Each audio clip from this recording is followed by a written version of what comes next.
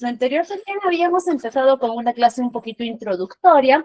Habíamos estado viendo más o menos cuál era la diferencia, ¿no? De este sector público, este sector privado, y habíamos visto que en el sector público, por ejemplo, no es el término adecuado referirnos como cliente, ¿no? Porque cuando hablamos del cliente externo. ¿Por qué? Porque el cliente más que todo es el que busca de repente pagar para abastecer algún servicio, alguna necesidad que pueda tener, ¿no? Y que tiene varias opciones para poder hacerlo. Sin embargo, para nosotros, los servicios que recibimos por parte de las instituciones públicas no son, por así decir, como que opciones que nosotros podamos tener o que podamos decidir, no, sino que son servicios básicos que requerimos y que tenemos derecho. ¿Ok? Entonces, por eso es que no podríamos llamarnos propiamente clientes, sino el término correcto sería referirnos como usuarios, ciudadanos, todos ellos, ¿no? A diferencia del sector público, que como ya lo hemos explicado, sí es correcto referirnos como también como usuarios, pero ahí también podemos referirnos más como clientes. ¿Por qué? Porque nosotros somos los que vamos a acceder a cambio de un costo o de un bien de repente, algún servicio de manera totalmente voluntaria. No que si queremos accedemos, si no queremos nadie nos obliga, no accedemos. Entonces estuvimos viendo esa parte introductoria, nos estuvimos enfocando un poquito más. Permítanme, voy a compartir el material de apoyo, voy a compartir mi pantalla. Ya está. Nos está cargando. Nos estuvimos enfocando también un poquito hacia el sector público. Empezamos a ver, ¿no? De que cuando les pregunté, hicimos un mini sondeo en clase donde dijimos rápidamente, a ver, ¿qué atención es mejor para el usuario? Público o privado, ¿no? Y en su gran mayoría, por no decir todos, respondieron privado. Y vimos de que esta es una realidad que vivimos, que muchas personas teniendo acceso de manera gratuita a muchos servicios públicos, prefieren pagar o invertir en el acceso para el sector privado. ¿Y por qué? No muchas veces porque sea mejor en sí el servicio o el producto, no tanto porque sea mejor, sino porque la atención es más adecuada, más rápido. Y que esa era una realidad que actualmente el Estado conocía, veía y aceptaba de que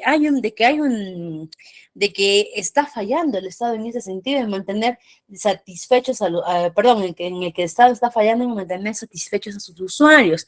Y no es que el Estado simplemente dijo, bueno, los tenemos insatisfechos, pues ya, ahí quedó. No, sino que a través, ¿no?, de la presidencia del Consejo de Ministros, empezaron a trabajar para ver cómo tienen que corregir, pero así como cualquier acción, ¿no? Si yo quiero corregir algo, primero tengo que saber cuál es el problema que voy a corregir. Entonces, nuestra presidencia del Consejo de Ministros arrancó por eso, ¿no? Dijeron, antes de corregir algo, primero hay que saber qué tenemos que corregir y empezaron con un sondeo. Estamos haciendo un breve resumen de nuestra sesión pasada. Y arrancaron con un sondeo a través de encuestas de satisfacción al ciudadano que arrancaron desde el año 2017, ¿no? La medición oficial salió en el año 2017, pero arrancaron desde el 2015 más o menos a hacer estos sondeos, estas encuestas, para ver qué es lo que le faltaba al ciudadano. Y el ciudadano arrojó resultados, ¿no? Primero, que los trámites eran muy largos, que eran hasta 8 horas para poder dar solución a un trámite, tener una resolución. Después, que había poca información, que tanto el usuario o el ciudadano no estaba del todo informado de qué beneficios, qué trámites, qué procesos tiene que realizar. Y también vimos dentro de este sondeo de satisfacción, vimos también que a raíz de esta información, muchas veces el ciudadano puede llegar a recorrer hasta 4 instituciones hasta encontrar la correcta para resolver su problema. Y dentro de ellas vimos de que había bastante falta de información, de comunicación, de atención al servicio, ¿no? Y todo ello. Y fue entonces que el Estado se puso a trabajar, puso manos a la obra y empezó con este proceso de modernización de los servicios públicos, que básicamente este proceso de modernización busca en todo aspecto mejora al momento de dar la atención al usuario. Porque si, por ejemplo, lo habíamos establecido, ¿no? Si la RENIEC de repente agarra y empieza a invertir más en su plataforma virtual, más en su estructura física, ¿para qué es? Netamente para poder brindar un mejor servicio al usuario. Entonces, estas mejoras van a ir directamente para brindar mejores servicios, ¿no? Y aquí es donde nos habíamos quedado, que vimos que nuestros tramos nos habíamos establecido por tramos y vimos que nuestros tramos estaban viendo ampliamente afectados. ¿Por qué? Porque aunque ya se habían establecido fechas en la cantidad de entidades que se iban a regir en cada uno, aunque ya teníamos establecido todo ello, lamentablemente han habido muchos retrasos. ¿Por qué? Por la crisis, por la emergencia sanitaria que tuvimos, las constantes crisis políticas que continuamos teniendo actualmente, que han hecho que todo este proceso se retrase, más no que se detenga, porque aunque esté retrasado, es un proceso que todavía sigue en marcha y las mejoras vamos a ir viéndolas más adelante en nuestro curso, cómo se han ido aplicando mejoras. Ya hemos visto algunos, ¿no?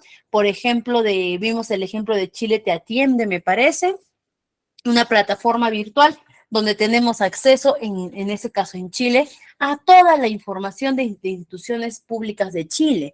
Y vimos que Perú también tiene su propia plataforma, que es a través de gov.pe, ¿no? Donde también tenemos todos los accesos. Vimos que Brasil había instalado en un mismo espacio físico una red de las principales instituciones públicas para facilitar trámites, y que en el Perú también hemos hecho eso a través de los MAC, que precisamente MAC significa mejora de atención al ciudadano, de ahí vienen las siglas MAC, ¿no? Y que también dentro de ellos tenemos la RENIEC, el Banco de la Nación, Migraciones, SUNAT, SUNARP, todos ellos, ¿no?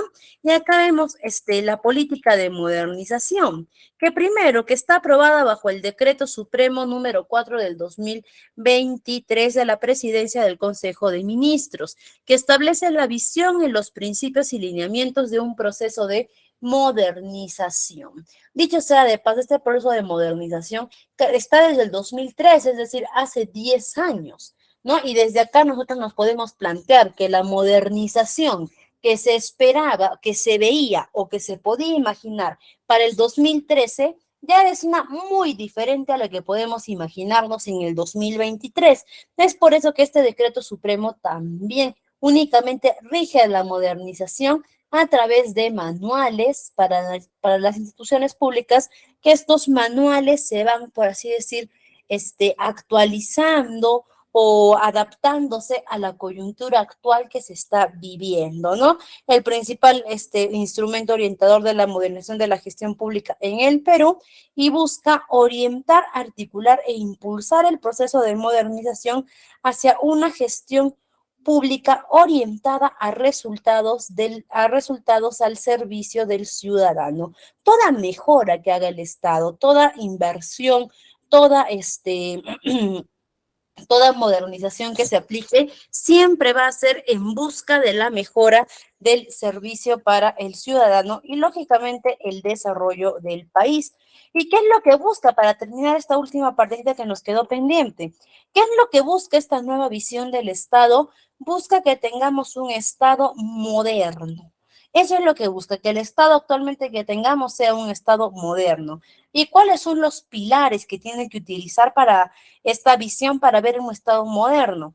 Primero, que queremos un Estado abierto, no un Estado en el que es transparente y accesible a los ciudadanos, que fomenta la participación ciudadana y la integridad pública y que rinde cuentas a su desempeño. Si hablamos de clamor popular, esto es lo que pide la gente. La gente no quiere información escondida. La gente no quiere, por así decir, que se maneje información privada o algo que es de todos, ¿no? Porque recuerden, el Estado, aunque tengamos autoridades que trabajan en ella, servidores públicos que están dentro de ella, el Estado es de todos y todos tenemos derecho a la información. Entonces, y sobre todo cuando hablamos de información económica, el ciudadano quiere saber los impuestos que paga, por ejemplo, ¿no? O los aportes de las empresas, quiere saber en qué se está gastando actualmente, qué se está haciendo con el dinero, que es una problemática que todos tenemos, ¿no? Y problemática y desconfianza. Desconfianza bien ganada, claro que sí, porque lamentablemente hemos visto, si es que hablamos de la situación económica en el Perú, que cada presidente que sale tiene por ahí sus joyitas, ¿no? Entonces, lamentablemente es una desconfianza bien ganada, pero que el Estado quiere corregir poco a poco eso. No podemos hablar de gobiernos y que han preocupado en hacer eso, ¿no? Sino que estamos hablando de un trabajo conjunto de todos los servidores públicos que trabajan en ellos, ¿no? Y como les había mostrado la anterior vez en nuestra página gov.pe, por ejemplo, si nosotros nos vamos a a ver si no les voy a compartir, que eso también ya lo habíamos visto, pero lo voy a compartir para que podamos volver a ver, para que veamos a qué nos referimos con un estado abierto. Vamos a compartir nuestra plataforma del Estado peruano. Por ejemplo, acá nos preguntan, ¿no? Cuando habla de estado abierto es que todos queremos saber qué se está haciendo, ¿no? Y acá nos responde la pregunta, ¿qué está haciendo el Estado peruano? Nos pone la Municipalidad de Jaén la lista proyectos para mejorar la calidad educativa. Municipalidad de San Román inaugurará mejoramiento vial.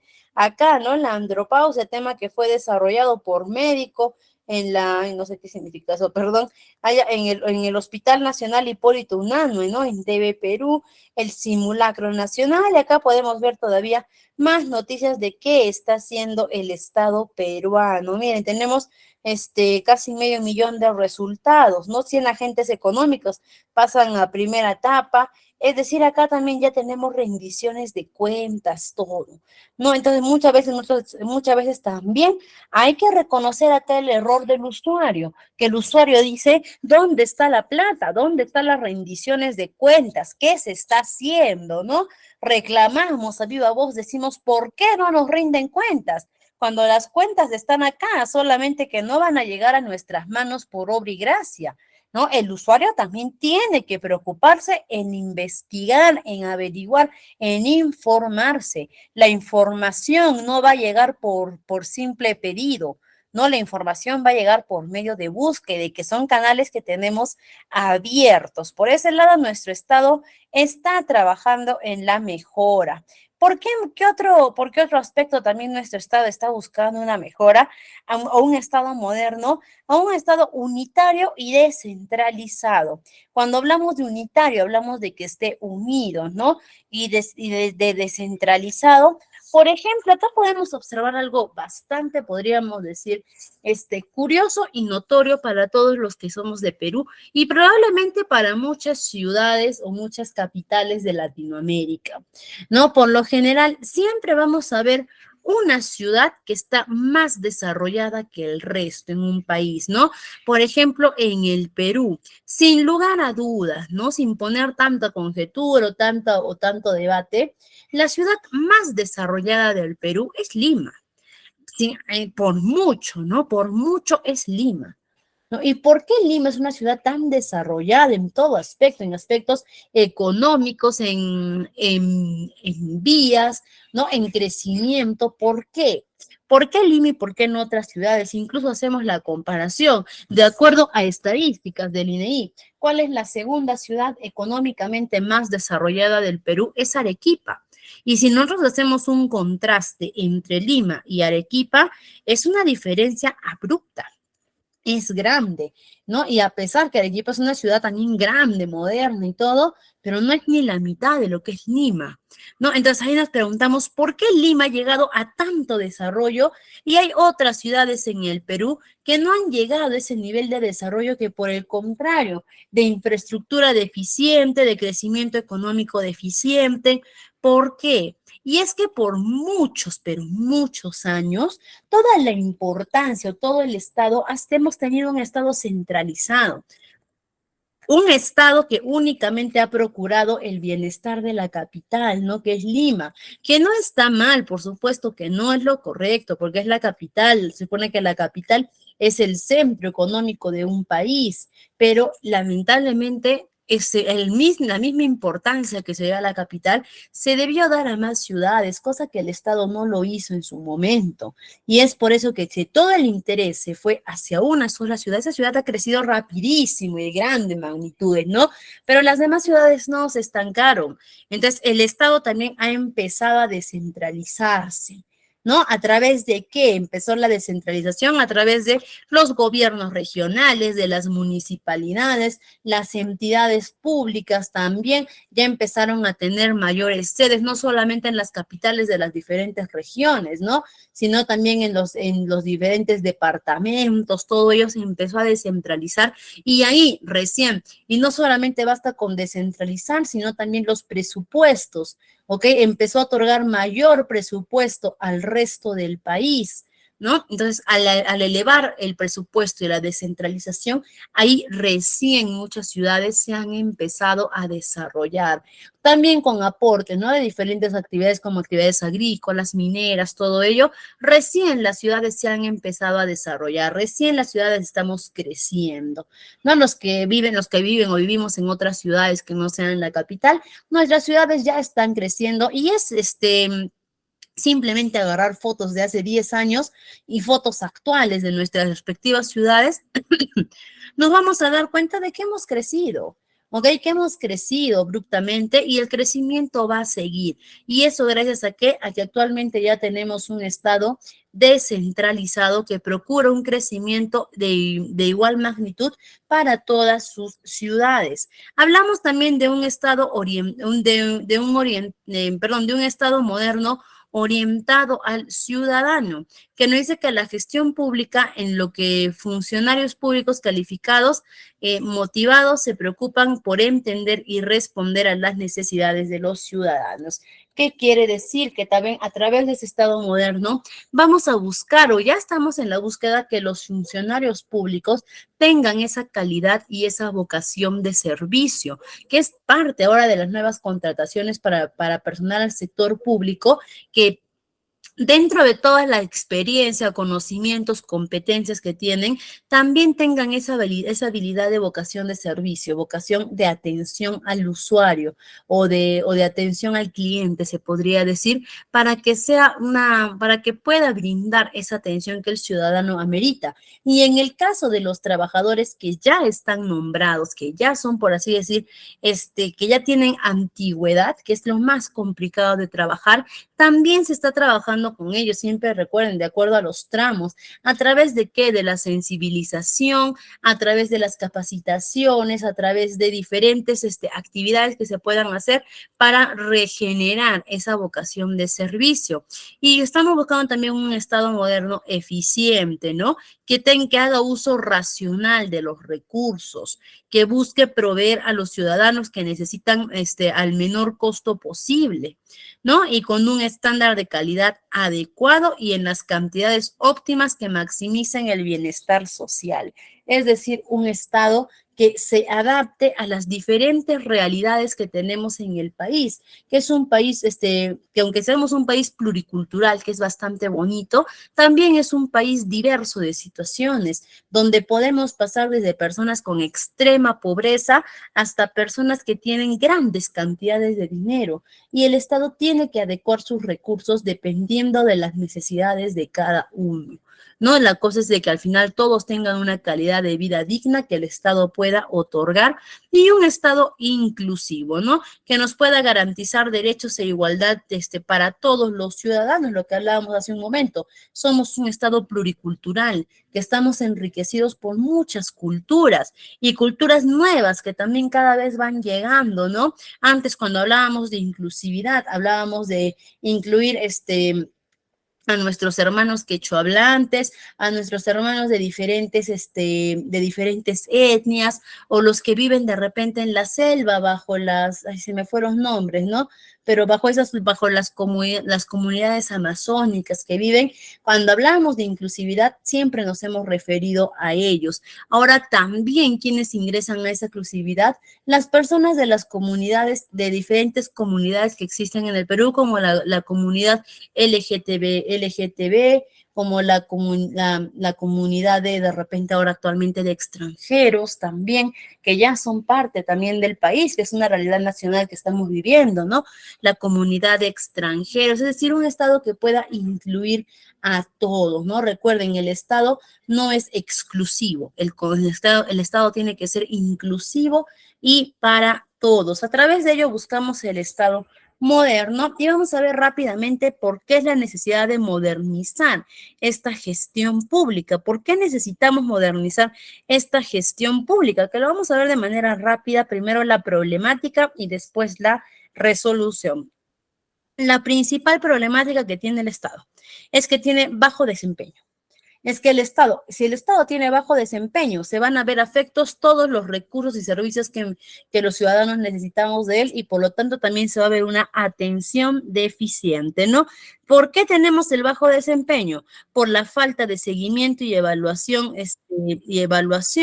por la ineficiencia de procesos de producción, por una débil articulación gubernamental, es decir, la poca, podríamos hablar incluso de hasta comunicación que pueden haber entre las diferentes entidades gubernamentales, el inadecuado diseño de infraestructura, ajeno a la obtención de resultados al ciudadano, que el personal es ajeno a la obtención de resultados, dificultades para realizar buenos planes que se articulen con su presupuesto, ¿no? Y carencias en infraestructura, inadecuada política y gestión de recursos humanos, es decir, que no estamos llevando bien al servidor público, no se está dando una adecuada administración y manejo de los servidores públicos para la atención al ciudadano y la carencia de sistemas y métodos de gestión de información. No son los principales problemas que tenemos y qué sugiere el Estado para poder mejorar, ¿no? Recuerden, el Estado busca orientación al ciudadano, que el servidor público se rija más en atender a su ciudadano, busca articulación intergubernamental, balance entre flexibilidad y el control de la gestión, una mejor sostenibilidad para llevar un adecuado uso de los recursos que tenemos, la innovación y aprovechamiento de las tecnologías, la transparencia, rendición de cuentas y ética pública. El Estado pretende o lo está haciendo actualmente, ¿no? Corregir todas sus problemáticas a través de estos puntos que nos van a ayudar a tener un Estado moderno.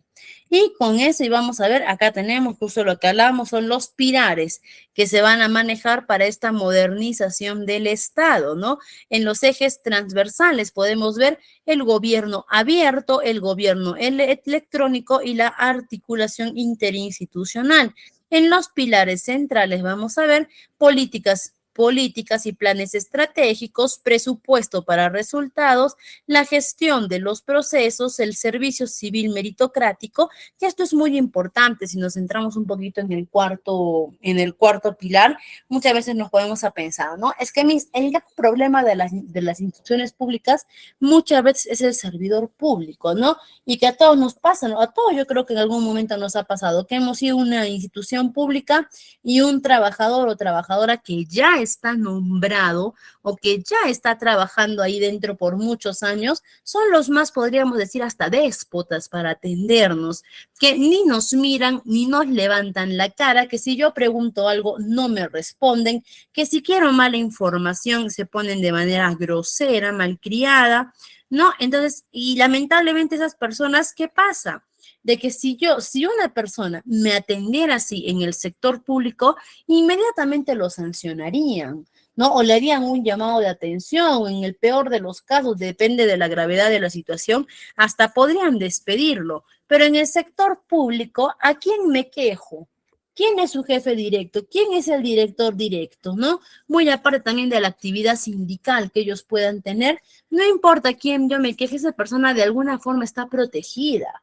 ¿No? Y tendría que ir a quejarme al mismo gobierno, al mismo presidente, ¿no? Entonces, ese es un problema. Pero para eso también ha entrado nuestra ley Servir, que habla precisamente, hablemos de qué se refiere ley Servir, de servicios, de cómo debe ser el comportamiento del servidor público. ¿ok? Y esta ley Servir es muy beneficiosa para el usuario del sector público. ¿Por qué? Porque nos dice que ahora el trabajador que quiera llegar a ese nombramiento, que quiera llegar a esa estabilidad, no va a ser tan fácil como antes. Y es que antes, lamentablemente, sí, se han repartido los nombramientos, pero ahora no va a ser tan fácil. Ahora vamos a tener que hacer un servicio civil meritocrático, es decir, hacer muchos méritos para poder ir escalando. Méritos desde el nivel de atención al público, méritos desde preparación de estudios, competencias, habilidades, ¿no? Adquisición de experiencia para poder ir escalando en el sector público. Actualmente es más difícil ahora escalar en el sector público que en el sector privado.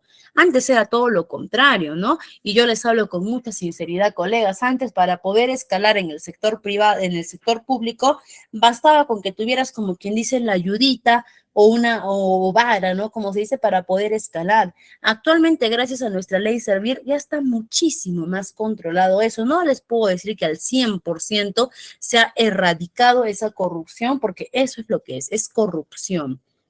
No les puedo decir que ya se erradicó al 100%, pero ahora está mucho más controlado, ¿no? ¿A través de qué? Por ejemplo, de las famosas OSIs, ¿no? Los órganos de control interno. Supongamos que yo mañana por favorcito o por alguna ayudita me ascienden, ¿no? Me vuelven funcionaria en el sector público. Inmediatamente el control interno va a venir y va a decir, muéstrenme la documentación de por qué esta persona amerita el ascenso a funcionaria.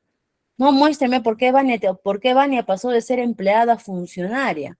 No hay justificación, no hay razón de ser, inmediatamente investigación y a mí, lógicamente, se me regresa al puesto que me corresponde. Entonces ya está, y eso gracias a que a la ley Servir, que está controlando bastante esos términos y que ayudan a que, recuerden, mientras el servidor público se capacite, mejore, adquiera más conocimiento, más experiencia, va a poder brindar un mejor servicio al ciudadano. Y el quinto pilar, los sistemas de información de seguimiento, monitoreo, evaluación y gestión del conocimiento, que también dentro de ellas está también lo que son los órganos de control interno, ¿no? Ahora vamos, entonces, como ven, colegas, nuestro sector público, que vamos a seguir trabajando todavía en ellos más adelante, nuestro sector público no está cruzado de brazos y eso es bueno. Ok, es bueno eso. Muchas veces veo que algunos cuando converso con las sesiones, con algunos coleguitas, nos dicen, ¿no? Pero eso solamente dice de papel, ni eso solamente dicen los documentos, la normativa, lo que quieren, pero en la realidad no se refleja. Pero yo los invito, colegas, pues, para continuar con este tema que vamos a tocar desde ambos puntos, pero en especial para el sector público. Yo los invito a que abramos un poquito nuestras mentes y es que sí, todos tenemos un resentimiento al sector público. Todos estamos como que dolidos, porque en algún momento hemos tenido una mala experiencia y nos ha marcado. ¿No? Entonces yo los invito a que seamos nosotros para este curso, por lo menos, cuando hablemos del sector público, dejemos un ratito nuestro rencor al lado y seamos subjetivos. ¿Ok? ¿Para qué? Para poder ver, seamos justos, como quien dice, para poder ver si en verdad nuestro Estado público está avanzando o no está avanzando. ¿Ok? No nos cerremos en la idea de que todo está mal, no están haciendo nada, yo no me creo lo que están diciendo, no, sino que evaluemos desde un punto de vista neutro, ¿no? ¿Por qué les digo esto? Les comento porque hace algún tiempo recuerdo que estábamos tocando precisamente este tema en clase. Y yo también enseño alumnos de pregrado, es decir, alumnos que todavía son universitarios o de institutos, o sea, estudiantes todavía, ¿no? Estábamos tocando ese tema y justo era para administración de empresas, era introducción de administración al sector público. Alumnos de primer año, ¿ok? Es decir, recién salidos de colegio, muchos de ellos, ¿no? Y estábamos tocando ese tema del sector público y siempre recuerdo que una pequeña de máximo 16 años. Me consta que era menor de edad, pero no parecía más de 16 años. Recuerdo que estábamos tocando ese tema del sector público, estábamos hablando de conceptos generales y esta pequeña hizo un comentario en clase que dije, ay no, mis, el sector público es lo peor del país, ¿no? Entonces se respeta su opinión, pero a mí me llamó mucho la atención y le pregunté, ¿no? Le dije, a ver, cuéntame, le dije, cuéntame cuál ha sido tu mala experiencia con el sector público. Primero le pregunté, le dije, ¿eres mayor de edad? No. Le dije, a ver, cuéntame, ¿cuál ha sido tu mala experiencia con el sector público para que tú digas que es lo peor? A ver, no, obviamente no se refuta su idea, no es lo que ella cree. Pero a ver, le dije, cuéntame, no, a mí es que es terrible porque no hay citas en salud, uno quiere hacer un trámite, no se puede, uno quiere hacer algo. Le dije, a ver, sea un poquito más específica. Le dije, por ejemplo, ¿tú cuentas actualmente con seguro social? Sí, soy menor de edad, entonces mis papás son los que yo asumo el seguro del trabajo de mis papás y mis papás siempre me dicen que nunca hay citas para el seguro. Ah, perfecto. No le dije, a ver, ¿qué más? En el banco, le dije, como menor de edad, ¿qué trámites has hecho en el banco?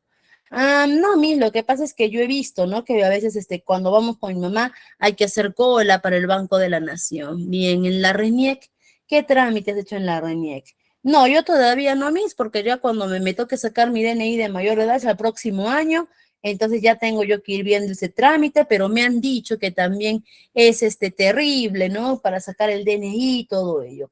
Entonces, por ejemplo, ¿qué pasa con esta Lumita de, pongámosle que tuviera 16, 17 años, ¿no?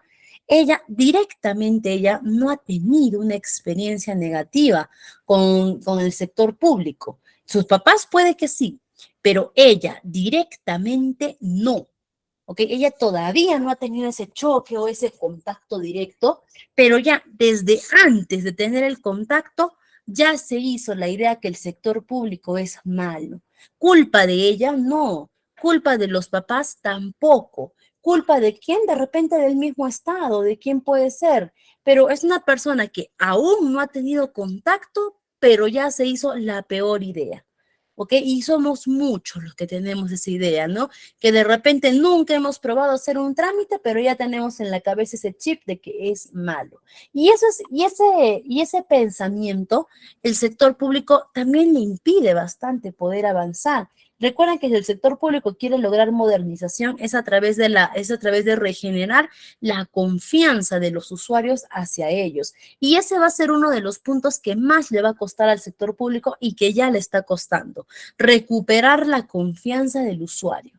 Ese va a ser su talón de Aquiles. Por eso yo los invito a que para este curso, yo sé que muchos podemos tener resentimientos, molestias solo con el sector público.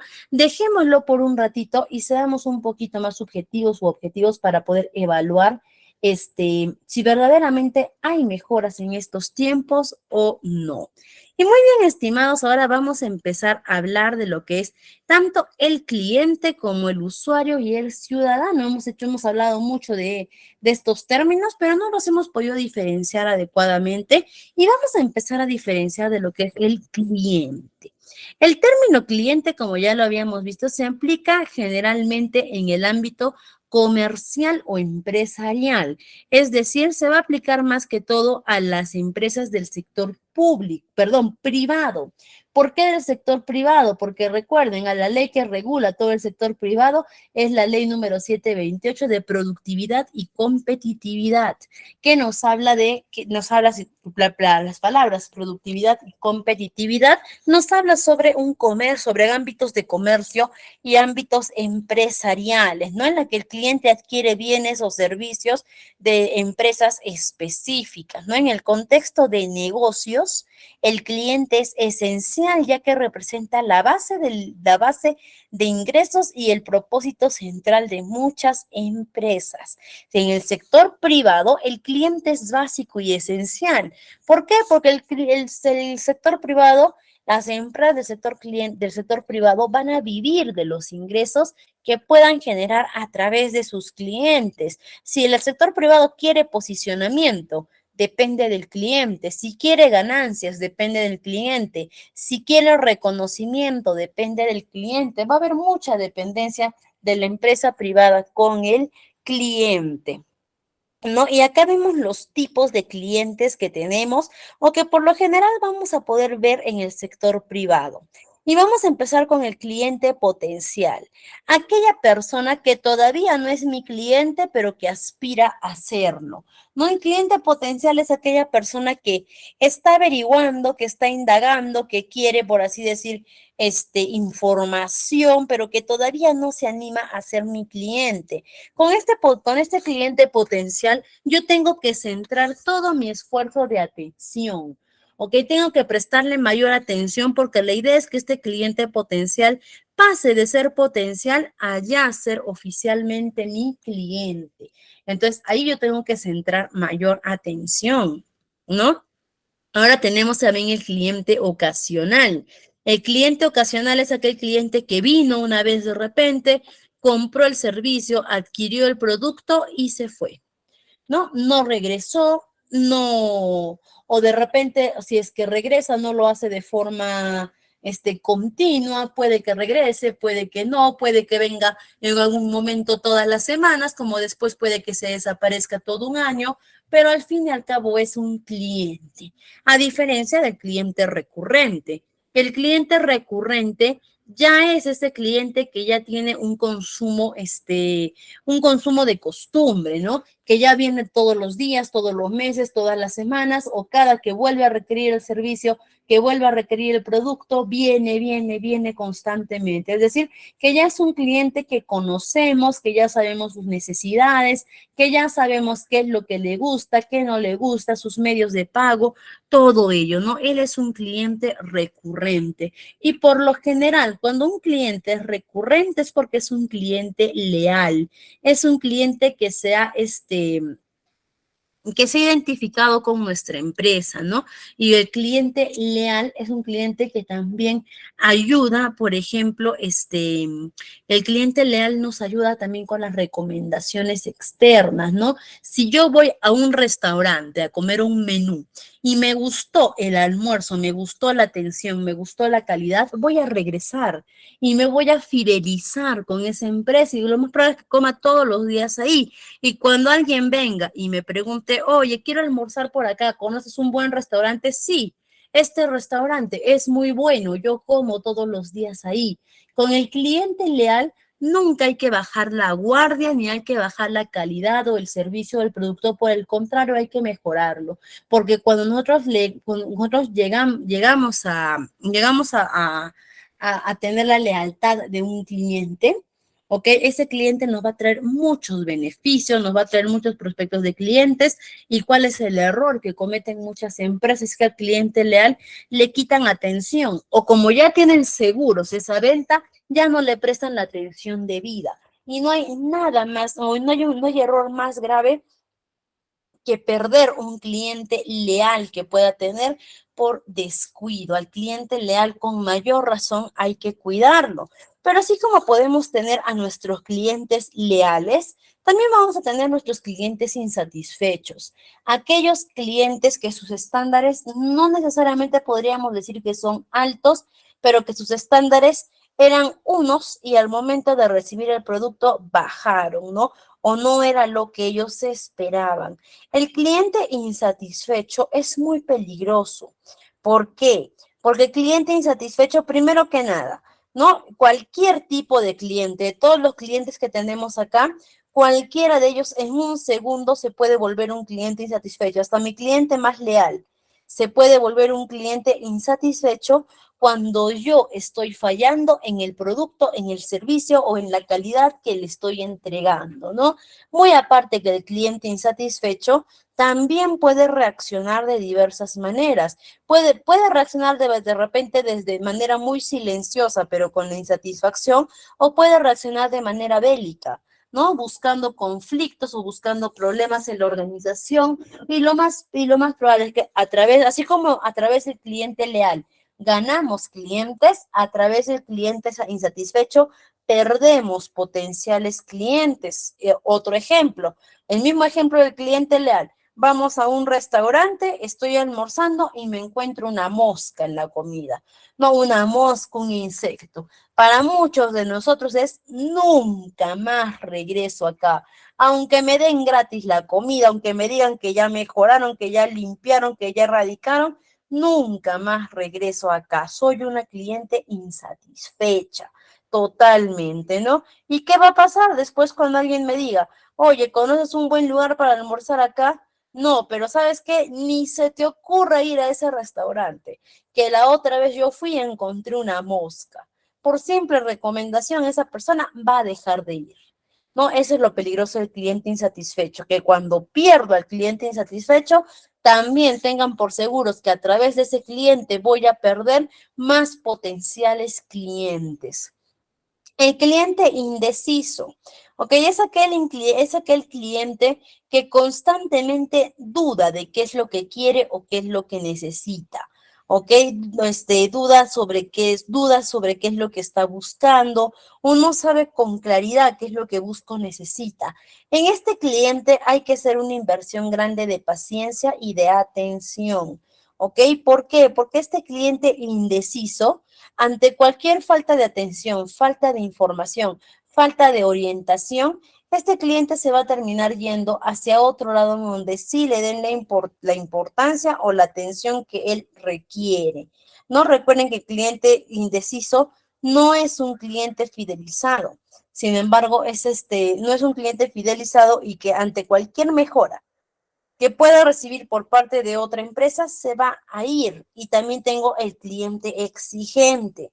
Es aquel cliente que busca excelencia en los resultados. Y por lo general, el cliente exigente le gusta la excelencia o le gusta que todo el trabajo esté ok con poca inversión. Entonces, a este cliente exigente tenemos que hacer acá una inversión de honestidad. ¿Ok?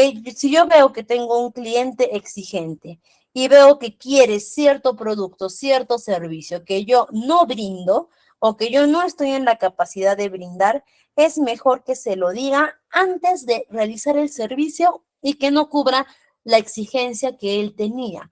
¿Por qué? Porque este cliente exigente es muy propenso a volverse un cliente insatisfecho.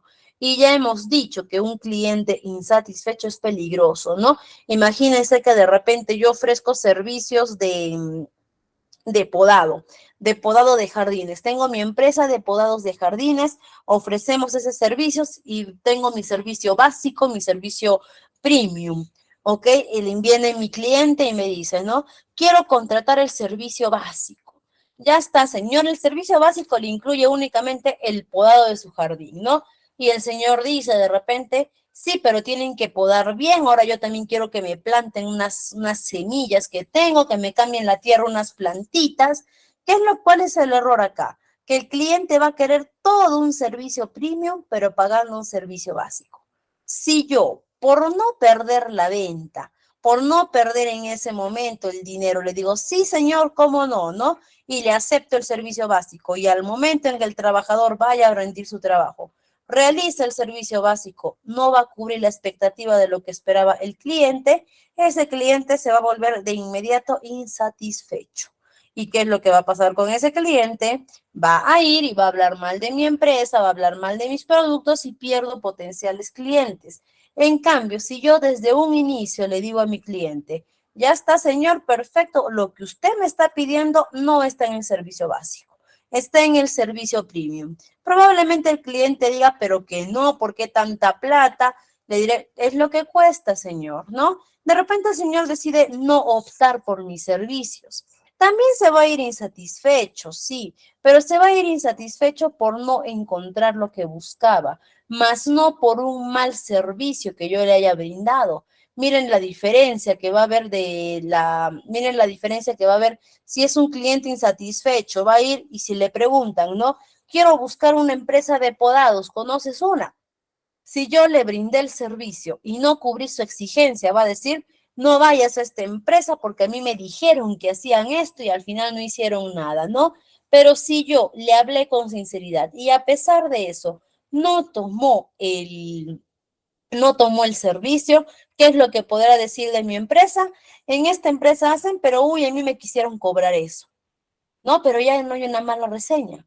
Por el contrario, hay como quien dice, ¿no? Un comentario, pero ya no es una mala reseña. Entonces, con el cliente exigente hay que tener sumo cuidado porque es muy propenso a caer en la insatisfacción. Al igual que el cliente impaciente. El cliente impaciente es un cliente que quiere todo rápido, que quiere todo apresurado, que quiere una atención rápida, solución rápida, que no le gusta esperar, que quiere las cosas al momento. También lo mismo, con este cliente impaciente hay que invertir bastante tolerancia, explicación, ¿ok? Explicación de los procesos, sobre todo. El cliente impaciente hay que explicarle los procesos. De repente viene un cliente, yo soy un mecánico, y viene un cliente con su carro que está fallando y me dice, ya, te lo dejo hoy día, son las 6 de la tarde, mañana 9 de la mañana ya estará. Si yo le digo a mi cliente insatisfecho, 6 de la tarde ya estoy cerrando, mañana 9 de la mañana estoy abriendo, como lo veo muy impaciente, le voy a decir que sí, aunque yo soy consciente que no voy a poder trabajar en su carro. Si yo le digo, sí, señor, 9 de la mañana ya está su carro, viene el cliente 9 de la mañana y me encuentra que ni lo he revisado, automáticamente cliente insatisfecho. ¿Ok? En cambio, con el cliente impaciente hay que saber explicar los procesos. En este caso se le indicará, ¿no? Señor, son las 6 de la tarde, yo no se lo voy a poder revisar ahora, usted tendría que venirse mañana a estas mismas horas para poder revisarlo con calma. ¿Por qué? Yo tengo que revisarlo con paciencia, tranquilamente. Si yo lo reviso rápido, puede que por ahí se me pase algo, puede que no, puede que no vea algo, algún error, algún defecto. Es decir, con el cliente impaciente hay que ser bastante paciente al momento de explicar los procesos. También tenemos el cliente colaborador, aquel cliente que muy aparte de ser consumidor, también va a brindar consejos, va a brindar críticas constructivas para la mejora, ¿no? Dirá, mira, ¿sabes qué? Te sugiero que vendas esto, te sugiero que ordenes esto de esta manera. El otro día vi que una empresa ofrecía esto, ¿por qué no ofreces esto? También van a existir los clientes colaboradores, que son los que más nos ayudan. ¿Por qué? Porque si yo trabajo para cubrir necesidades de mis clientes, ¿quién mejor que un mismo cliente para que me diga cuál es su necesidad que yo puedo implementar? El cliente silencioso, que es un cliente que no va a manifestar su fastidio, pero tampoco va a manifestar la eficiencia que yo haya podido tener al momento de atenderlo. Simplemente es un cliente que va a venir y que yo voy a poder notar su satisfacción o insatisfacción del cliente silencioso por comportamiento o por la recurrencia. Si viene recurrentemente es porque está satisfecho. Si viene ocasionalmente o vino y no regresó, no voy a poder saber si es que estuvo satisfecho o era un cliente ocasional o se fue insatisfecho. No, y por último, el cliente especializado, aquel cliente que necesita un producto o un servicio que yo no brindo. ¿Ok?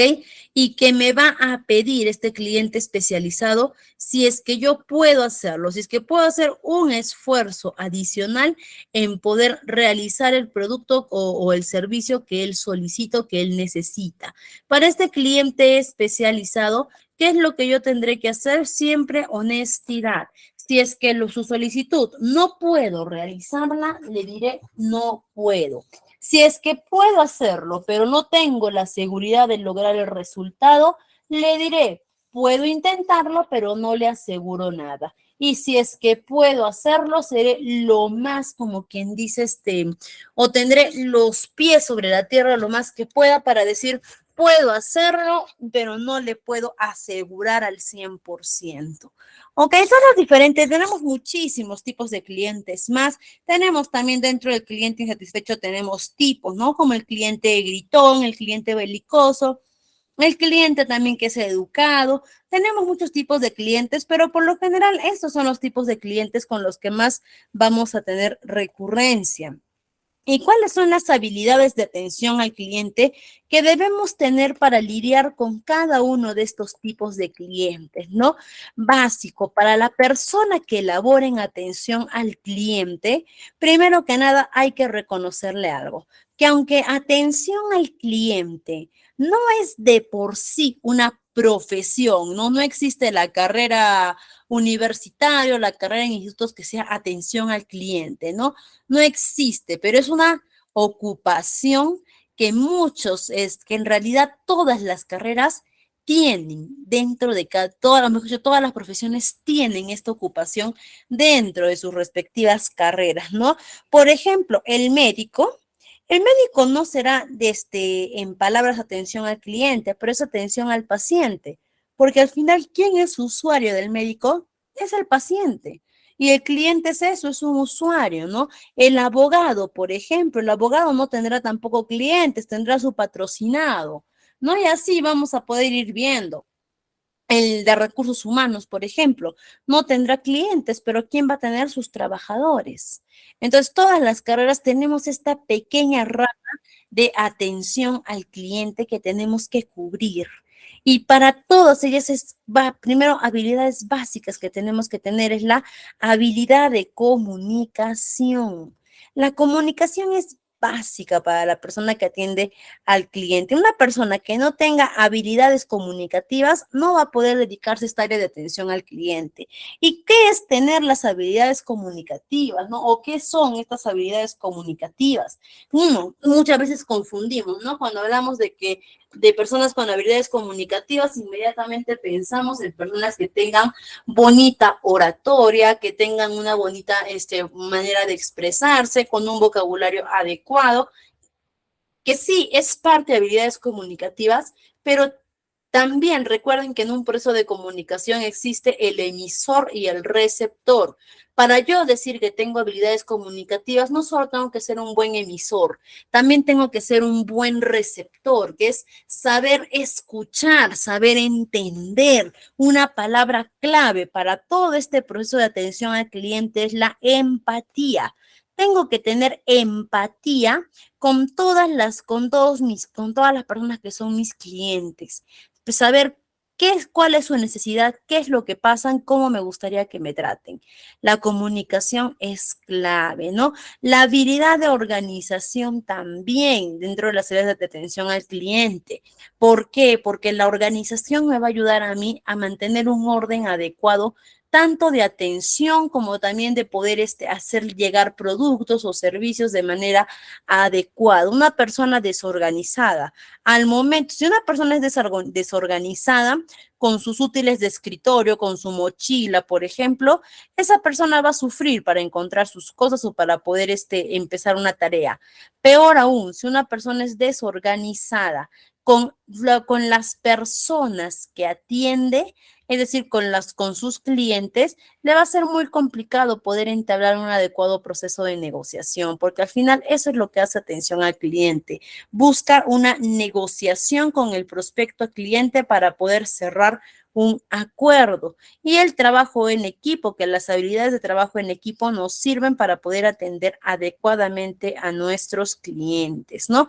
Dentro del perfil, ¿cuál es el perfil que tiene que tener la persona que va a laborar en atención al cliente? Primero tiene que tener disponibilidad para ayudar, es decir, vocación de servir, que es diferente a la vocación de servicio. La vocación de servicio es cuando a lo que me voy a dedicar quiero hacerlo de manera voluntaria y con gratitud, pero la vocación de servir va por el lado de tener la gratitud, tener más que gratitud podríamos decir, la buena voluntad de prestar un servicio a otras personas.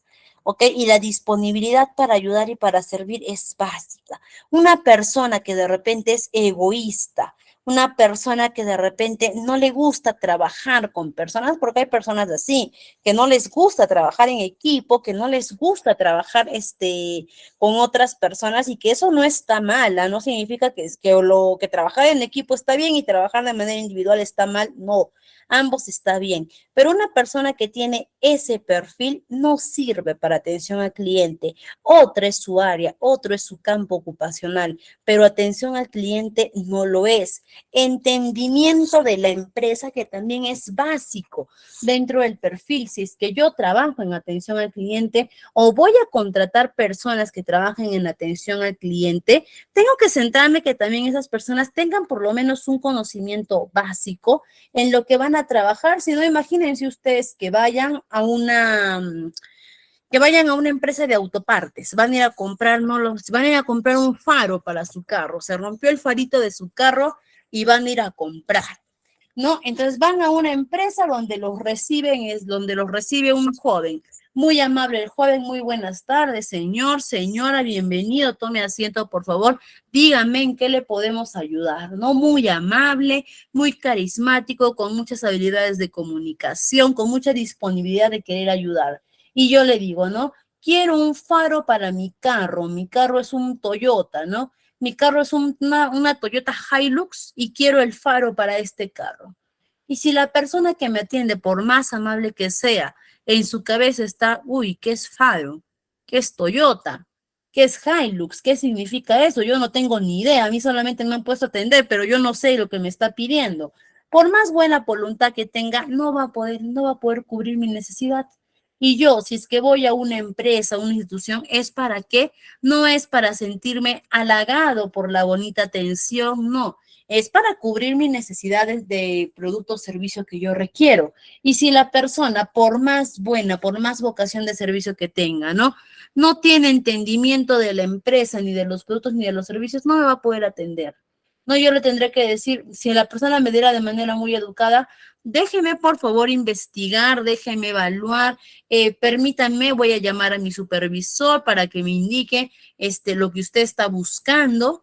Le voy a decir, ya, regreso y voy a ir a otro lado donde sí sepan, ¿ok? Entonces, de ahí viene el entendimiento. A la persona que yo contrate para atender a mi público, a mis clientes, tiene que tener dominio de lo que va a vender, ¿ok? ¿Por qué? Porque así como las personas buscan amabilidad, buscan vocación de servir, también están buscando cubrir su necesidad, ¿no? Y incluso, ¿no? Si es que yo tendría que seleccionar entre una persona amable, ¿no? Que tenga vocación de servir y una persona que tenga conocimiento del producto de la marca, ahí podría cuestionarme a quién elijo. Yo les pongo el ejemplo, ya para que ustedes me respondan si eligen a la persona A o a la persona B. Imagínense que ustedes tienen su empresa vamos a poner en el mismo ejemplo, imagínense que ustedes tienen su empresa de venta de autopartes.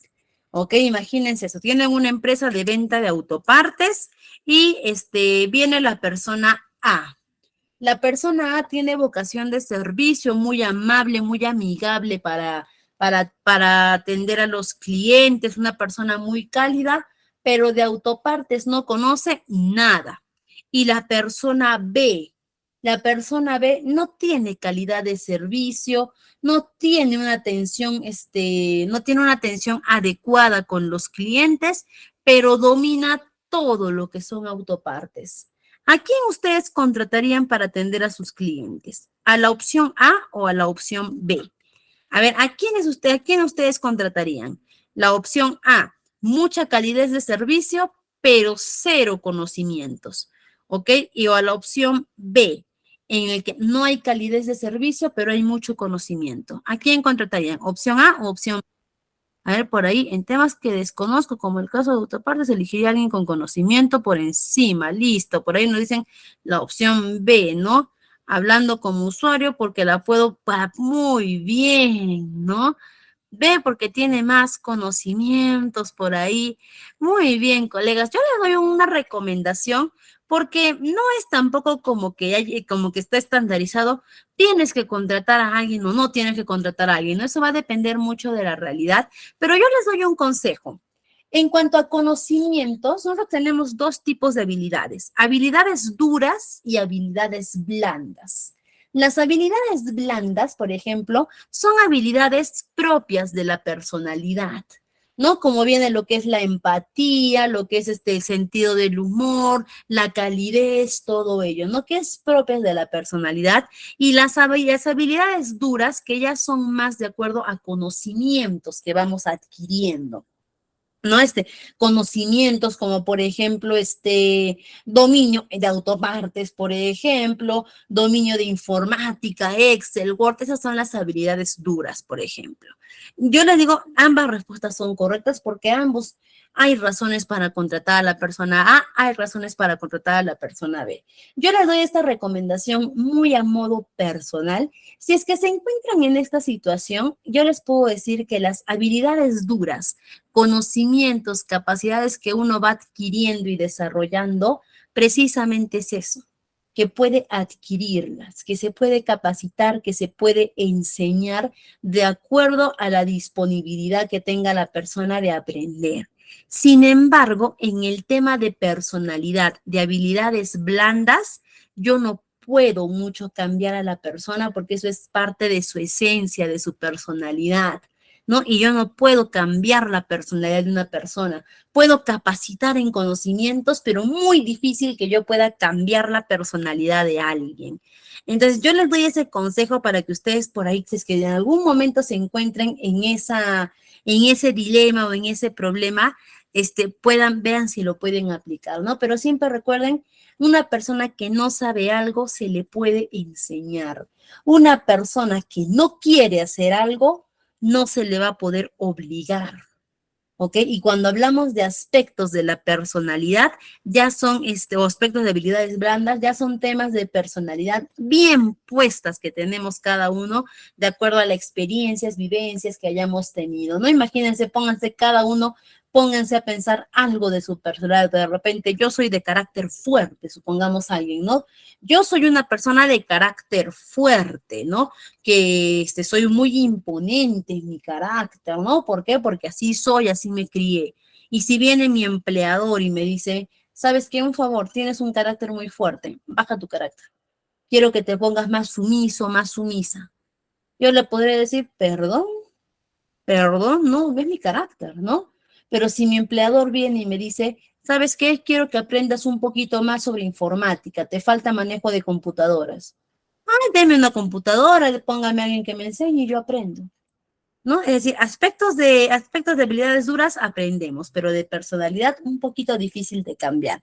Y en este caso, no, yo no estoy, todas sus respuestas son correctas, no hay ninguna respuesta errada. Pero en este caso, por ejemplo, si yo fuera la que tuviera que elegir, elegiría a la persona A. ¿Ok? Elegiría a la persona A. Si pudiera quedarme con los dos, sería genial, ¿no? Porque pongo a la persona A para atender al cliente y a la persona B para suministrar los inventarios, para poder orientar a la persona A. Todo eso sería genial, ¿no? Pero si solo tuviera que escoger a uno, escogería a la persona A. Porque esa persona A ya tiene lo que es más difícil de corregir, que es la vocación de servicio, y el resto de conocimientos se le puede capacitar. En cambio, la persona B tiene los conocimientos, pero la vocación de servicio, yo, al menos como empleador, va a ser muy difícil que se le inculque o que pueda generar eso en él, ¿no? Y también algo muy importante del perfil de las personas que trabajan en atención al cliente, el manejo del estrés. Siempre he dicho, trabajar en atención al cliente o atención al público es de valientes, es de personas que tienen que tener mucha, pero mucha autoestima, que tienen que tener una posición muy fuerte, de mucha seguridad de lo que son y sobre todo mucha valentía. ¿Por qué? Porque lo más bonito de trabajar en atención al cliente es lidiar directamente con las personas. Pero lo más complicado de trabajar en atención al cliente es lidiar directamente con las personas, porque las personas somos muchas en el mundo y todas tenemos diferentes tipos de carácter, diferente personalidad, diferente nivel de reacción. Y así como voy a cruzarme con personas muy lindas que se van a ir arrojándome bendiciones y llenándome de gracias, van a haber personas que se van a ir deseándome lo peor, como si yo fuese su peor enemigo. ¿Ok? Eso es lo que vive las personas de atención al cliente día con día. ¿Ok? Y si es que acá tenemos colegas que trabajan en atención al cliente, saben perfectamente lo que es que no es que de toda tu carrera, de vez en cuando te vas a topar con personas así, no. Saben que es totalmente, saben que es totalmente a diario, podríamos decir, que te encuentras con personas muy lindas, ¿no? Que te alegran el día, como también a diario te vas a encontrar con personas que te van a hacer cuestionar para qué estoy acá, ¿no? ¿Qué hice para merecer esto, no? Porque es bastante complicado. Entonces hay que saber manejar el estrés, ¿ok? Siempre con paciencia. Recuerden también un pensamiento que al menos yo cuando capacito personas de atención al público, siempre les digo, ¿no? si viene una persona, ¿ok? Si viene una persona, a agredirte, a tratarte mal, a maltratarte, tú no estás mal. Esa persona es la que está mal, ¿ok? Tú no eres el que está mal, tú estás bien. Si viene esa persona directamente a agredirte, a maltratarte, a ofenderte, no está hablando contigo. Esa persona está soltando todo lo que tiene. Siempre recuerden, una persona saca lo que es. Una persona da lo que tiene. Si una persona tiene educación, si una persona ha recibido una educación, ha recibido crianza adecuada, ha recibido lo que es respeto en su vida, esa persona hacia ti va a votar educación, va a resaltar su crianza y va a votar el respeto. Pero si una persona ha crecido con problemas, ha crecido con insultos, esa persona dentro de ella solo tiene maldad, te va a querer arrojar a ti esa maldad porque es lo que es. ¿Ok? Tú no tienes que demostrar que tienes o no tienes la razón. Tú no tienes que decir al cliente que no, que yo estoy en lo correcto, usted está en lo equivocado, no. Basta con que tú lo sepas y que no te amarres, no te estreses, que esa persona sea lo que es. Tú céntrate en lo que eres. Esa es una capacitación que siempre doy a las personas de atención al cliente. ¿Por qué? Porque muy poco se habla de la afectación emocional y psicológica que reciben las personas que trabajan en atención al cliente, ¿no? Y es que por más seguridad que uno tenga en saber, yo soy esto, yo me crié de esta forma, yo tengo estos valores, uno tampoco no puede hacer oídos sordos o hacerse de la vista ciega si es que viene alguien y te insulta, te ataca. No, uno tampoco no se puede hacer de la vista gorda, es algo que hiere, que lastima, ¿no? Que hasta a veces te desean lo peor en muchas ocasiones. Un claro ejemplo, las personas que trabajan en retención al cliente y que ustedes pueden ver, si utilizan la plataforma de TikTok, simplemente buscan personas retención al cliente, como muchas veces el usuario termina levantándoles la voz, que le dice, pero te he dicho que no. No entiendes, ¿no? Eres, perdonen la palabra, ¿no? Eres bruto, bruta, ¿no? Que no entiendes que no quiero. Muchas veces, ¿y por qué? Lamentablemente el usuario hace eso en frustración, en cólera. ¿Y por qué lo hace? Porque muchas veces las políticas de la empresa le dicen eso, que tienen que actuar de esa manera con el usuario. No es culpa de la persona que está teniendo al cliente. Tanto el usuario como la persona que está dando la cara por la empresa, los dos están sometidos bajo las políticas que hay esa empresa, ambos, tanto el usuario como el servidor. Pero muchas veces el usuario se enerva, se frustra, en algunas opciones, en algunas ocasiones con razón, ¿no? Y se van contra el usuario. Entonces, por más que ese usuario está vía telefónica al otro lado de la ciudad, de repente en otro país, se afecta como cualquiera de nosotros, se puede afectar.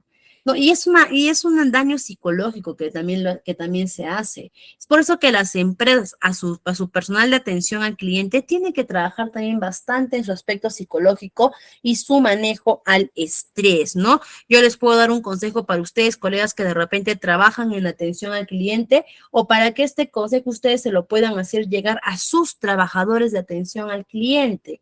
Siempre les pongo también este ejemplo, ¿no? Supongamos que alguien viene y te dice, tú eres, vamos a poner, tú eres sordo, ¿no? Tú eres sordo y se empiezan a burlar de ti. Eres sordo, ¿no? Se empiezan a burlar. ¿Y uno qué va a hacer? Si yo agarro y digo, soy sordo, no soy sordo, yo escucho, ¿no? Entonces, ¿qué haría con esa persona? Si esa persona se está burlando a mí, me está diciendo sordo, sordo, sordo, y yo sé que no soy sordo. ¿Qué agarraría con esa persona? Simplemente agarré y le diría, ya, ¿está todo bien? Ya, me voy, ya, chao, porque no estás loco, no sé qué hablas, no, yo no soy sordo, ¿no? Pero ¿qué pasa? Esa es la opción, esa es la manera en cómo tenemos que afrontar ante los clientes bélicos, ¿no? Pero si una persona viene y me dice, eres sordo, y yo agarro y digo, no, yo no soy sordo, sí escucho, eres sordo, se sigue burlando de mí, yo me pongo de igual a igual. No, ya yo no soy sordo, yo escucho. Deja de decirme sordo porque yo sí escucho. No me gusta que me digas sordo. Sí escucho, sí escucho. Y me pongo a pelear con otra persona porque me dice sordo. estoy cayendo de igual a igual, estoy cayendo en una misma discusión sin sentido. Si una persona me dice algo que no soy, me río porque sé que no lo soy. Pero si me pongo a discutir, a decir, no lo soy, no lo soy, no lo soy, estoy cayendo en el mismo nivel. Y es por eso que en atención al cliente tenemos que procurar bastante el manejo del estrés con paciencia y la aptitud que tiene que tener la persona que trabaja en atención al cliente.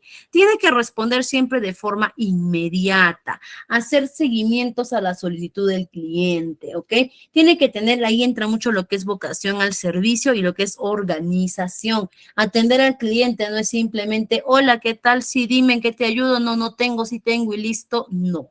¿Ok? Este es primero atender de forma inmediata y hacer seguimientos, ¿ok? Hacer bastante lo que es la negociación.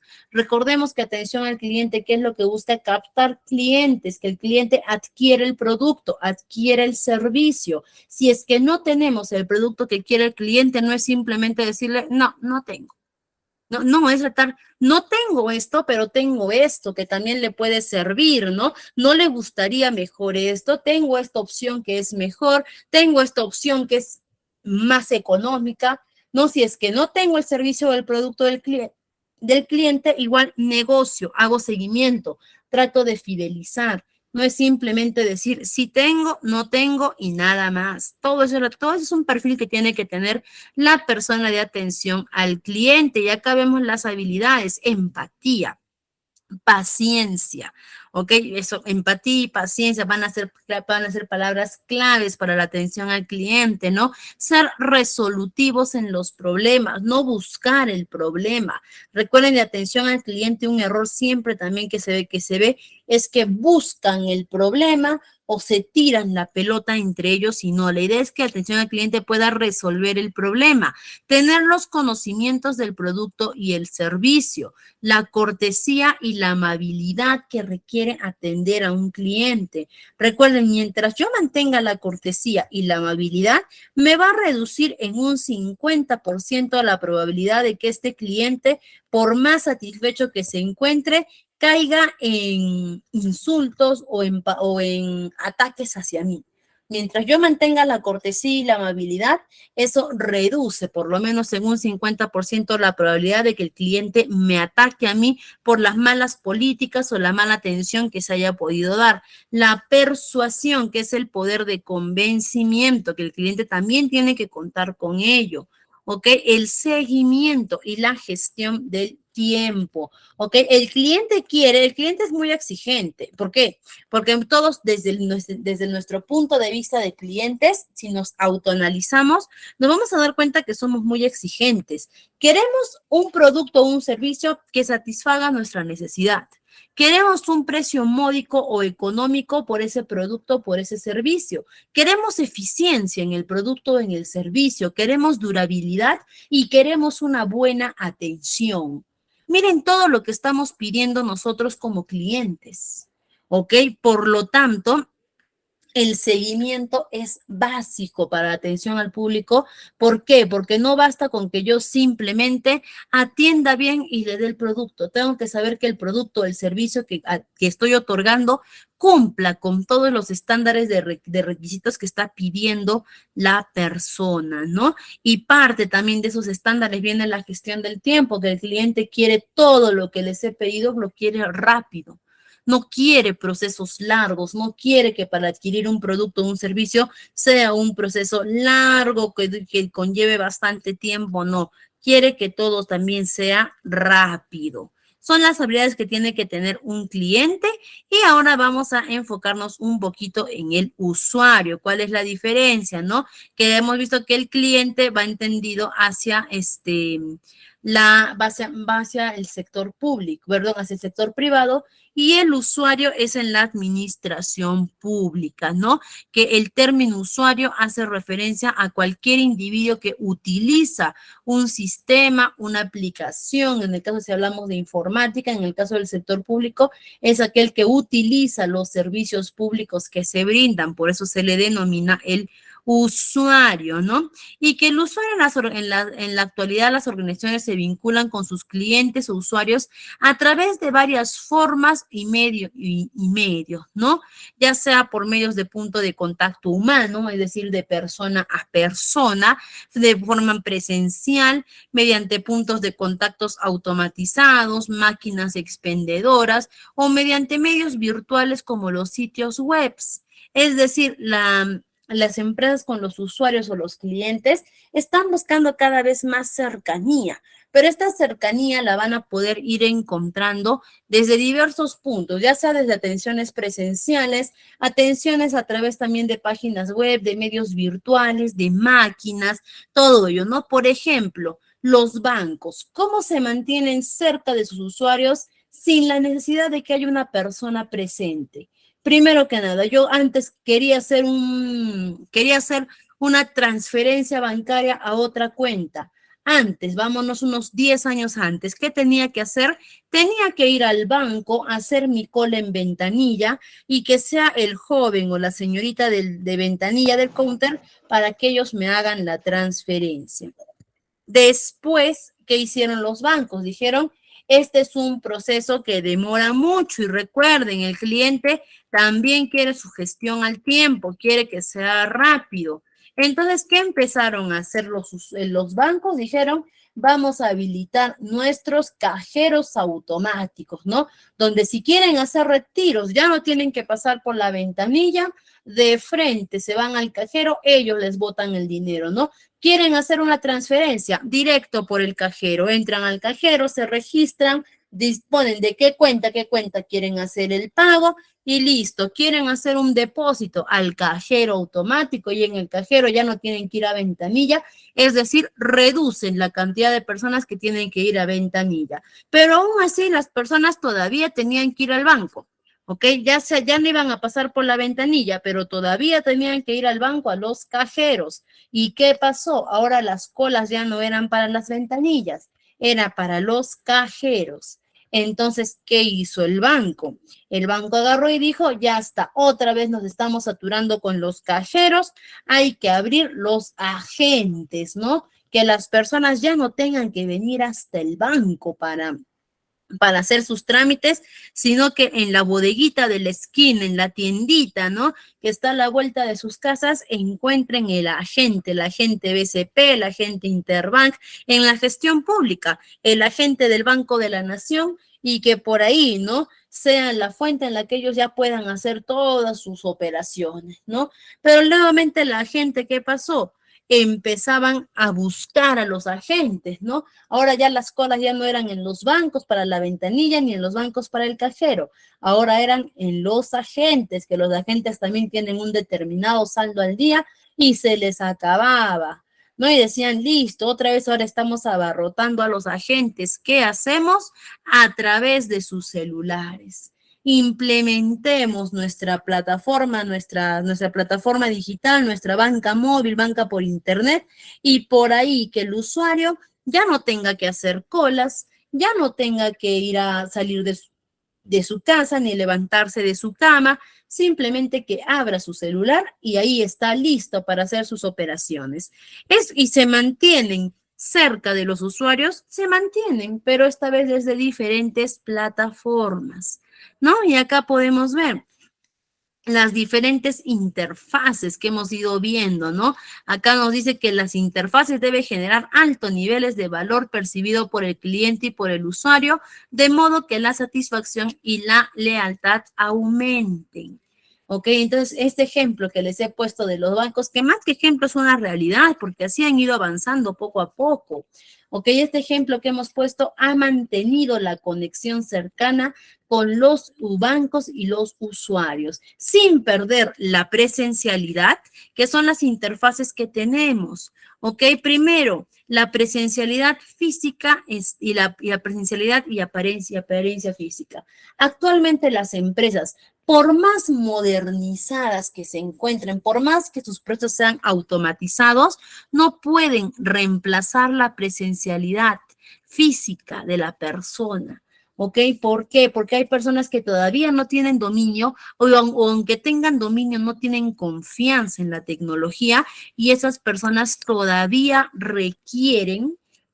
necesitan la presencia, hay que sentir que una persona de carne y hueso los está atendiendo. Y también entra ahí lo que es la presencia física o la apariencia física. ¿Ok? ¿A qué nos referimos? Que las personas que nos atiendan tienen que tener una apariencia adecuada y no nos referimos de personas guapísimos, guapísimas según el estándar de belleza, ¿no? Altos, morenos, simpáticos o altas, blancas, rubias. No nos referimos a ese tipo de apariencia física en lo que podemos estandarizar como belleza, sino que si yo voy a una empresa para hacer determinado trámite, para hacer determinada solicitud, al menos espero que la persona que me vaya a atender cumpla con cierta pulcritud en su apariencia personal. No, no espero que la persona que me vaya a atender emana, por ejemplo, un olor desagradable de lo que no se ha bañado hace días, que tenga el cabello grasoso, que de repente se tenga un aspecto sucio, que tenga la ropa, ¿no? Le cayó ketchup, mostaza del almuerzo y que tenga toda la ropa manchada. No espero eso, porque también parte de atención al público es ser la imagen de la empresa. Cuando yo estoy atendiendo a mi público, yo, Vania, no soy la que estoy atendiendo a la persona.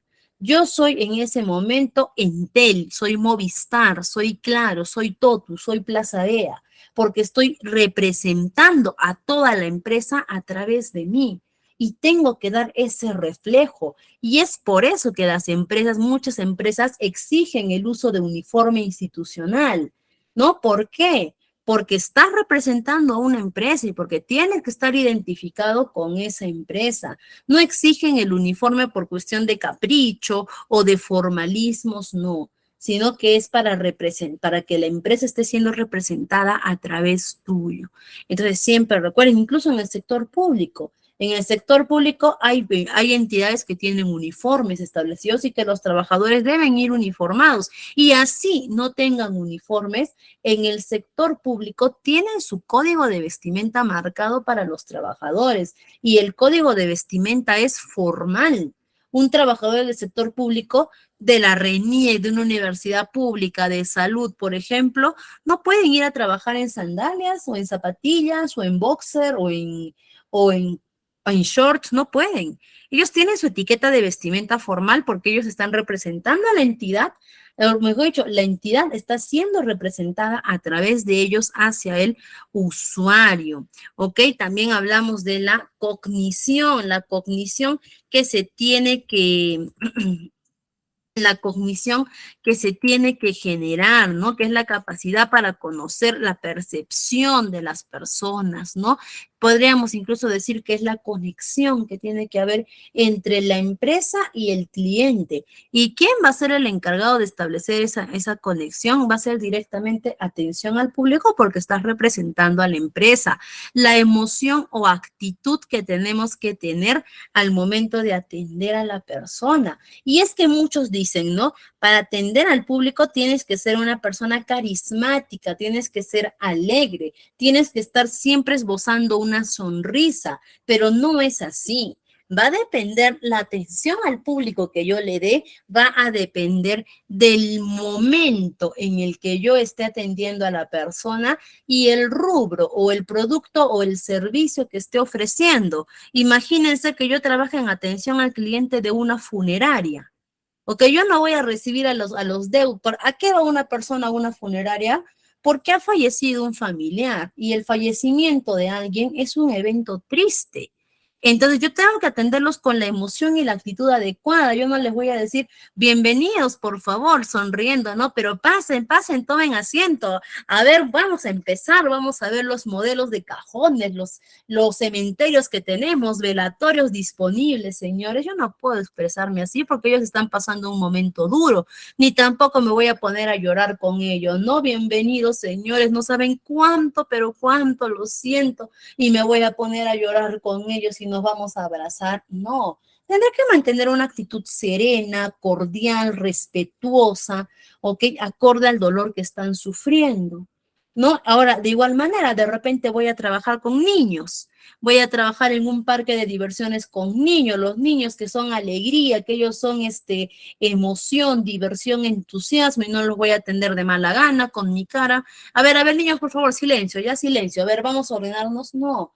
A los niños se les atiende con emoción, ¿no? Incluso si estoy vendiendo ropa, soy vendedora atiendo a personas que van a comprar ropa. Voy a cruzarme con mucho tipo de personas que van a comprar ropa por diversos motivos. Personas felices, entusiastas, tendré que atenderlos entusiastas, felices, no te queda lindo esto que el otro, ¿no? Personas que por ahí tienen complejos, tienen autoestima baja o simplemente no les gusta cómo les queda la ropa por cuestiones de baja autoestima. Yo no podré agarrar y decir, sí, pues te queda feo. No, no te queda, ¿no? Tendré que ser más empático y decirle, resalta esto, te queda bonito, ¿por qué no probamos otra talla? ¿Por qué no probamos otro color? Ser un poco más empático con ellos, ¿no? La emoción o la actitud. Y de todas estas interfaces va a depender la última, que va a ser el grado de conexión que yo voy a poder establecer con un cliente. Porque cuando el cliente llega a establecer un grado de conexión con la persona que está a cargo de su servicio, es una relación muy bonita, es una relación muy fidelizada y que muchas veces nos pasa, ¿no? Un claro ejemplo del grado de conexión cuando vamos al mercado. Cuando vamos al mercado, ¿qué hacemos? Muchos de nosotros, ¿no? No vamos al mercado y voy donde cualquier persona que vende fruta o voy donde cualquier persona que vende carne. ¿Qué hacemos? Ya tenemos lo que se conoce, ¿no? En un término más coloquial, ya tenemos nuestro casero, nuestra casera, que yo ya voy y ya voy donde mi casera, porque ella sabe a mí, ella sabe cuando yo le pido el pollo, ella sabe cómo darme el pollo, ya sabe cómo filetearme el pollo. El otro casero que yo voy ya sabe los limones que a mí me gustan, a mí no me da los limones guardados.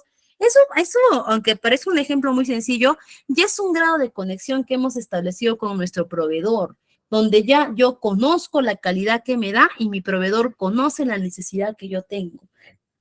Estas son las interfaces que debemos utilizar para poder mantener esa conexión, ese vínculo con nuestro usuario. Y estimados colegas, nos vamos a quedar hasta aquí el día de hoy. Recuerden que en nuestra siguiente sesión para el día viernes tenemos más cosas que ver, muchos más temas. Muy agradecida con ustedes por su participación, por sus comentarios, por su atención de siempre. Igualmente con usted, Miss Lucía, muy agradecida por la coordinación. La sala es toda suya, conmigo es hasta el día viernes. Creo que tenemos una preguntita por ahí. ¿Alguien levantó la manito? Ah, ya, me pareció. Muy bien, muchas gracias, Miss Lucía, la sala es toda suya.